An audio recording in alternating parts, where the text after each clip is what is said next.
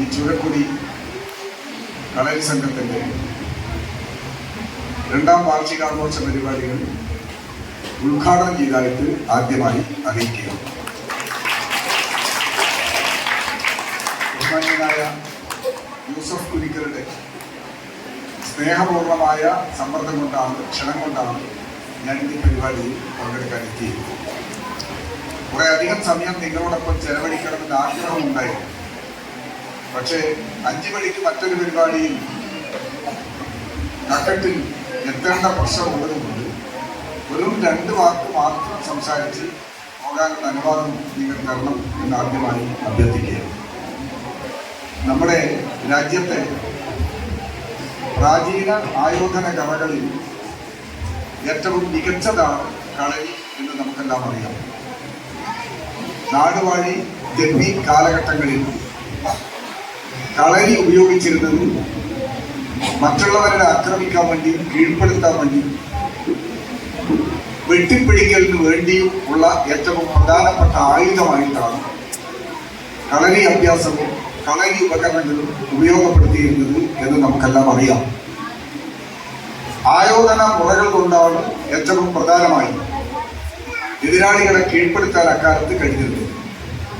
ശാസ്ത്ര സാങ്കേതിക വിദ്യകൾ ഇന്നത്തെ പോലെ വികസിച്ചിട്ടില്ലാതിരുന്ന കാലത്ത്, തോക്ക് കണ്ടുപിടിക്കാതിരുന്ന കാലഘട്ടങ്ങളിൽ പ്രതാപവും ഐശ്വര്യവും ശക്തിയും തെളിയിക്കുന്നതിന് വേണ്ടിയുള്ള ഏറ്റവും പ്രധാനപ്പെട്ട ചിഹ്നമായി കളരി അഭ്യാസം ഒരു കാലത്ത് ഏതൊരു നാടുവാഴിയുടെ സംവിധാനത്തിലും ഉണ്ടായിരുന്നു എന്ന് നമുക്കറിയാം.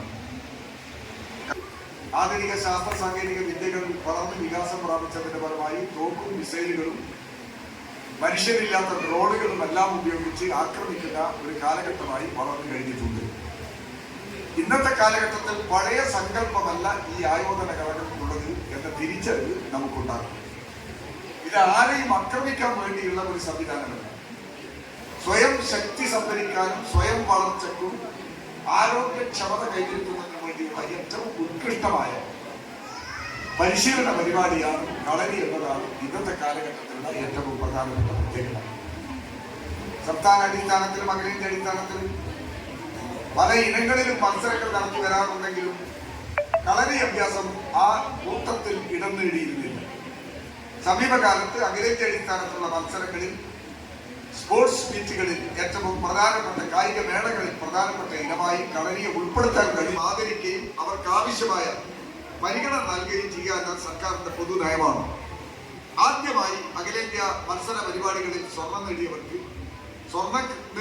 5 ലക്ഷവും വെള്ളി നേടിയവർക്ക് 3 ലക്ഷവും വെങ്കലം നേടിയവർക്ക് 1.5 ലക്ഷവും 2 ലക്ഷവും നൽകാൻ വേണ്ടി പ്രഖ്യാപിച്ചുകൊണ്ട് ഇന്നലെയാണ് ഉത്തരവ് വന്നത്. ഇന്നലെയാണ് ബന്ധപ്പെട്ട വകുപ്പിന്റെ തീരുമാനം വന്നിരിക്കുന്നത്. നമ്മെ സംബന്ധിച്ചിടത്തോളം അഭിമാനകരമാണ്.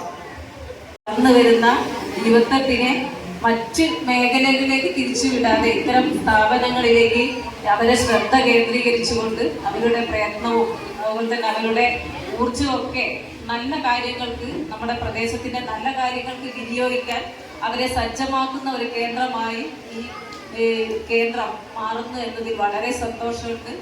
ഇതിന്റെ പിന്നിൽ പ്രവർത്തിക്കുന്ന ആളുകൾക്ക് ഒരു കാര്യം കൂടി പറയുകയാണ്. നമുക്കറിയാം, ഇതിന്റെ അപ്പുറത്തേക്ക് ഞാനിപ്പോൾ എനിക്ക് അറിയാൻ കഴിഞ്ഞത് നമ്മുടെ നാഷണൽ ലെവലിലേക്ക് ഇവിടെയുള്ള കുട്ടികളല്ലെങ്കിൽ പോലും നമ്മുടെ വെല്ലിയാപ്പള്ളിയുള്ള ഇതിന്റെ സഹോദര സ്ഥാപനത്തിന് നാഷണൽ ലെവലിൽ 3 കുട്ടികളെ പങ്കെടുപ്പിക്കാൻ സാധിച്ചിട്ടുണ്ട് എന്നും അതിൽ 2 കുട്ടികൾക്ക് ഗോൾഡ് മെഡലും 1 കുട്ടിക്ക് ബ്രോൺസും ലഭിച്ചിട്ടുണ്ടെന്ന് അറിയാൻ കഴിഞ്ഞിട്ടുണ്ട്.